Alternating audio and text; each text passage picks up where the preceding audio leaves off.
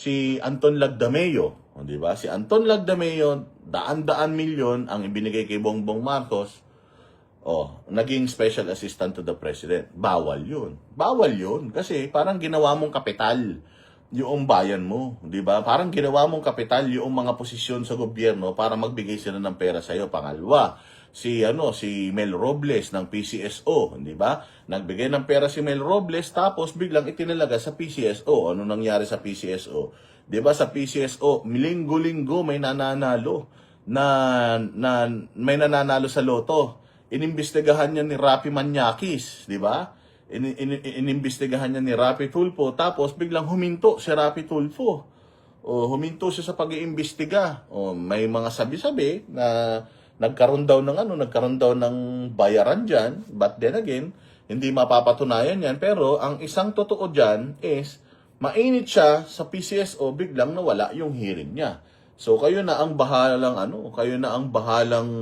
magbuo ng istorya. Hindi natin sinasabi binayaran siya, pero kung iniisip ninyo na baka binayaran siya kaya hininto niya yung investigasyon niya sa PCSO, yung mga nananalo linggo-linggo, nasa sa inyo na 'yan. Meron pang isa bukod kay Mel Robles, si yung Department of Agriculture Secretary na si Laurel Tiu. Nag-donate din sa kanya yun, sa kanyang kampanya. Tapos, naging Department of Agriculture Secretary, hindi ba? So, ibig sabihin, mga bossing, tawag dito, yung pera na ibinigay sa kanya, pwede mong isipin na kaya ibinigay sa kanya para makapasok sila sa gobyerno, etong mga taong ito. Hindi ba? Yan ang Planderus. Na kung iisipin mo, si Marcoleta tumanggap siya ng pera mula sa mga pribadong tao na hindi mga nasa gobyerno, tumanggap siya ng pera para sa kanyang kampanya. I don't think Planderus yun. Pero may mga nagsasabi na tinanggap niya kasi yung pera na yon, at inamin naman niya na tinanggap niya yung pera na yon na hindi pa siya technically kandidato. Kasi parang kung tinanggap mo yun ng January, magiging kandidato ka lang daw kapag nagsimula na yung kampanya, which is March. Pero tandaan ninyo na nagpapasa po ng Certificate of Candidacy December pa lang. 'Di ba? December pa lang, nagpasa na ng COC, Certificate of Candidacy. So sinasabi mo na, 'di ba? Sinasabi mo na tatakbo ka para sa posisyon na 'to. So technically, kandidato ka na noon kapag i-file mo yung Certificate of Candidacy mo. Pero, yun nga, sinasabi ng mga ibang mga abogado na hindi. Kahit nag-file ka ng COC ng December, magsisimula ang kampanya ng March, so magiging kandidato ka pa lang sa March. Parang gano'n yung sinasabi nila. Hindi ako sure kung kayo, ano ba sa tingin ninyo, kung alin ba ang tama? Tama ba na pag nag-file ka ng COC, which is meron ka ng papel, picture, yung requirement mo, nag-adhere ka sa requirement, pumirma ka na doon sa dokumento na yon, ibig sabihin, kandidato ka na o magiging kandidato ka pa lang kapag kakampanya na? Pwedeng magiging official na kampanya pa lang or official na pwede kang tumanggap ng pera during the start of ng kampanya.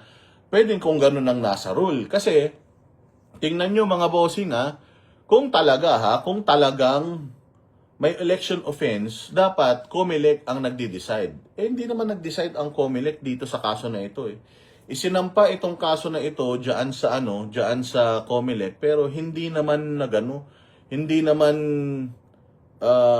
ibig ko sabihin, hindi naman dinisqualify ng COMELEC si Rodante Marcoleta, hindi ba? At saka actually binibigyan pa nga ng COMELEC di ba? Binibigyan pa ng COMELEC actually yung mga kandidato na kung merong mali sa kanilang sose na i-correct iyon. Correct, pwedeng i-correct yun, hindi yun reason para ikaw ay matanggal ka sa pagiging isang senador, isang gobernador, isang congressman, mga ganyan. Di ba? So, yung mga yung mga ganyang mga bagay-bagay, magkakaalaman yan.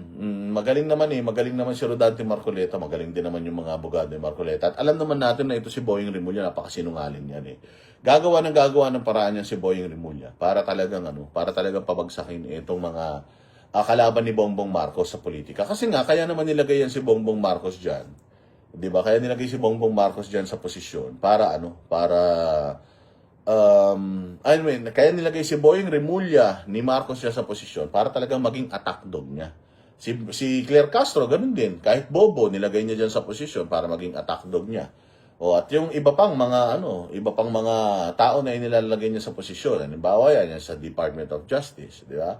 Yung mga iba pang mga ahensya, Department of Interior and Local Government. Kaya yan inilagay diyan sa mga posisyon na yan para gamitin, para gipitin yung kanilang mga kalaban sa politika. But then again, hanggat nandiyan dyan si VP Sara at hindi pa na-impeach yung VP Sara, and ilang araw na lang, siguro 2 days na lang mag-start na yung impeachment ni VP Sara, dyan na magkakalaman, unang araw pa lang makikita nyo, dudurugin na ng defense team yung prosecution team. Kaya nga pa na yung papogi ng prosecution team, na mga kalaban ni Inday Sara, panay ng papogi nila, panay na ang gawa nila ng mga video, panay na ang gawa nila ng mga short film tungkol sa kanila. Kaya nga pinopromote na nila yung mga sarili nila kasi nga alam nila na mapapahamak sila pagdating ng diyan sa hearing niyan diyan sa Senado.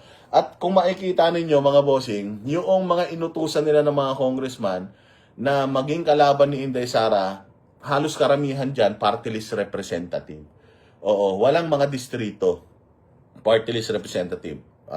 Yung kala De Lima, kay Jokno, at saka yung Calaridon, makikita mo halos yung iba dyan mga party list. Tas yung mga party list yung talagang nagyayayak-yak. And itong maingay na si Luistro, kasi wala mang kalaban si Luistro dyan sa Batangas. Kaya malakas din ang loob niyan, pero wag kayong mag-alala, mapahiya lahat dyan sa hearing, dyan sa Senado. And problema pa nga ngayon kung sino yung magiging presiding judge diyan sa impeachment na yan. So magkakaalaman tayo mga bossing, kung anong mga mangyayari diyan. Yung mga troll diyan, bayaan niyo silang mapagod magchat-chat diyan, hindi naman tayo apektado diyan.